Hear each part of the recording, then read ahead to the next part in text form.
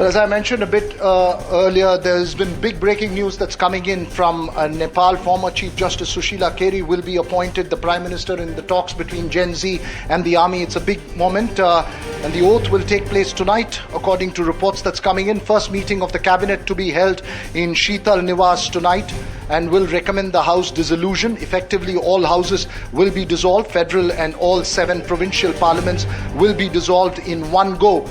This is all after the Gen Z protesters have had talks with the army. Major consensus reached between the President of Nepal, Gen Z groups, and the army chief. Aditya Raj Kaul of NDTV is reporting all this from Nepal. Of course, this is a big story, because remember, after all those protests and the anarchy that played out on the streets of Nepal, and those scenes sent out serious concerns around Southeast Asia, Asia, and the rest of the world about the events in Kathmandu.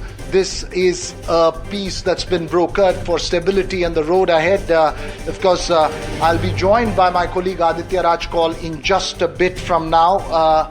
Aditya, if you can hear me, of course, just give us the details and the contours you're picking up of the road ahead for Nepal. Well, yes, a big development coming, and we are breaking this first on NDTV, that a consensus has been reached at the Sheetal Niwas, which is the President's house or the Rashtrapati Bhavan of Nepal, where hectic parleys were underway all day. And now we can confirm that Sushila Karki will become the interim Prime Minister of Nepal amid massive unrest and crisis that led to the killing of 51 and injuring more than 51. In fact, we also know that an Indian national was killed during the entire ransacking and the protests that happened. And big development that Sushila Karki, the first Chief Justice of Nepal, will also now become the first female Chief Justice and first female Prime Minister, I beg your pardon. And now what we are also understanding is that at 8:45 p.m. local time, there will be a swearing-in ceremony by President Ramchandra Paudel, who will be in fact swearing in the Prime Minister. And immediately after the entire ceremony ends around 9:15, we will have a cabinet meeting, the first cabinet meeting of the interim government of Nepal through this entire crisis. And what we are being told by top sources close to Sushila Karki and the Gen Z movement, that the first decision of the government will be the dissolution, the complete ending of the parliament, and the parliamentarians will not function anymore. So perhaps in a few months from now, they will be aiming for an election, a free democratic election. But the big news coming from Kathmandu at this hour, that Sushila Karki is all set to become the first female Prime Minister. Even though she will be an interim Prime Minister, it's a huge message that a female leader who has a very clean image, who has fought corruption, who has led the Supreme Court of Nepal as well, and has supported the Gen Z and the youth of Nepal, even though she is almost 73 years old, will be holding this huge responsibility.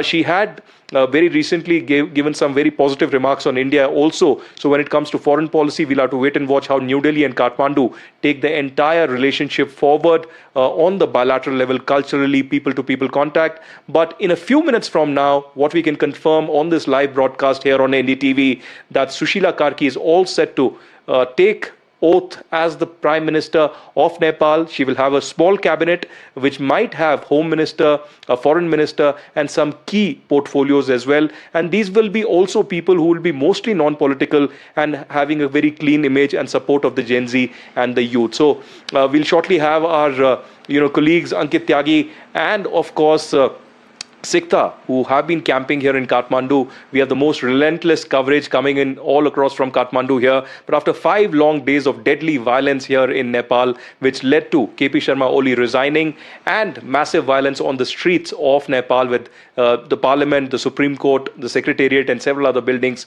completely gutted, now we will finally have some kind of peace and stability, a loud message to the youth as well that their demands are being met, and their own representative, Sushila Karki, will be taking charge in a few minutes as the next interim Prime Minister of Nepal.